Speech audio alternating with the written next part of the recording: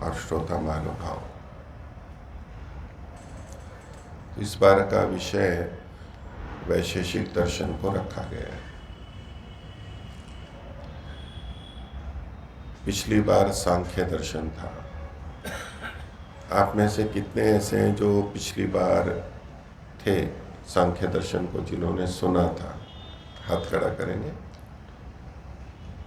4, 5, 6, 7, 8। आप में से कुछ है जिन्होंने दर्शनों के बारे में सुना होगा। कुछ ने आप में से कई हैं जिन्होंने पूरे पूरे दर्शन पढ़े भी हैं, और कुछ ने दर्शनों के बारे में सुना नहीं होगा। आप में से कोई ऐसे हैं जिन्होंने वैशेषिक दर्शन का नाम या उसके बारे में कुछ भी ना सुना हो? आप में से ऐसे कोई है? सब ने सुना है। तो जो हमारे वैदिक आस्तिक 6 दर्शन हैं, उनमें से ये एक दर्शन है। और महर्षि, रिक्त स्थान छोड़ रहा हूं, कौन से महर्षि थे जिन्होंने वैशेषिक दर्शन की रचना की? तो आप लोगों ने सुना होगा, बताइए। वैशेषिक दर्शन के बारे में आपने सुना है तो महर्षि कणाद। देखिए, ये दर्शन एक तरह का पाठ और शिक्षा, पढ़ना, दृष्टांत, दृष्ट, पूरा का पूरा दर्शन है एक। ये केवल व्याख्यान या प्रवचन जैसी बात नहीं है, वो विषय भी आपको रखा जाएगा, लेकिन हम एक शास्त्र को समझना चाह रहे हैं, एक पूरे शास्त्र को। वैशेषिक दर्शन अपने आप में एक पूरा शास्त्र है। जैसे हमारे 6 दर्शन है, 6 दर्शन अपने आप में एक एक शास्त्र है, पूरे शास्त्र है। कोई उनका विषय है जिसको लेकर के फिर वो विस्तार करते हैं, समापन करते हैं।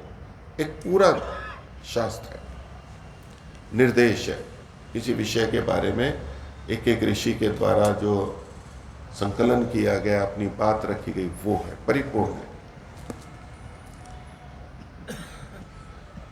तो इसमें मैं आपसे बीच बीच में पूछूंगा भी, पिछला पढ़ाया हुआ, पिछला बोला हुआ जो होगा, उसमें से आप में से पूछूंगा भी। और जिस दिन जो मैंने बताया है उसके बारे में यदि आपको कुछ पूछना है तो अंतिम समय में प्रश्न हो तो हाथ खड़ा करेंगे, तो उससे संबंधित आपको उत्तर देने का भी प्रयास करूंगा। तो देखिए, हमारे सामने एक तो आ गया वैशेषिक दर्शन, और इनके रचयिता हैं महर्षि कणाद। तो दर्शन का मतलब होता है जिसमें कुछ विशेष दृष्टि होती है, एक विशेष शैली होती है, एक दृष्टिकोण होता है, जिसमें कोई चीज हमें दिखाई देती है, जिसके द्वारा कुछ दिखाया जाता है, कुछ बताया जाता है, प्रस्तुत किया जाता है, जिसमें हम देखते हैं, पढ़ते हैं, समझते हैं। वो एक दर्शन है पूरा। हमें किसी वस्तु को जानने में कब संतुष्टि होती है? हमारी 5 ज्ञानेंद्रियां, हमारे को सूंघने मात्र से संतुष्टि हो जाती है, या सुनने मात्र से। आवाज हम किसी व्यक्ति की सुन रहे हैं और छू भी लिया उसको, लेकिन जब तक हम नेत्रों से नहीं देखते हैं हमारी संतुष्टि नहीं होती। प्रत्यक्ष का एक मुख्य भाग है नेत्र, और इसको हम दर्शन के रूप में भी कहते हैं। नेत्रों से जो देखा जाता है वो दर्शन क्रिया है, देखना। ये जानने के अर्थ में है, अच्छे से जानना, किसी विषय को अच्छे से जानना। तो ये एक दर्शन है। और कैसा दर्शन है? नाम दिया वैशेषिक। ये वैशेषिक शब्द है, ये भी इसके से संबंधित विषय को बताता है कि ये क्या है। जैसे योग दर्शन, तो योग से संबंधित बात है, हमें पता लगता है कि ये दर्शन क्या कह रहे हैं। जैसे पिछली बार सांख्य दर्शन था, तो सांख्य शब्द से हमें पता लगता है कि यहाँ किस चीज को बताया जाने वाला है, क्या प्रमुखता है, क्यों नाम रखा गया। तो ऐसे ही ये दर्शन, इसका एक परिचय हमें इसके शब्द से भी प्राप्त होता है। ये शब्द है वैशेषिक। ये वैशेषिक शब्द का अभिप्राय क्या है? तो एक शब्द हम सुनते हैं विशेष, सुना है सबने एक शब्द विशेष। विशेष का क्या मतलब होता है? विशेष का क्या मतलब होता है? खास। खास। और विशेष का विपरीत शब्द क्या होता है? सामान्य।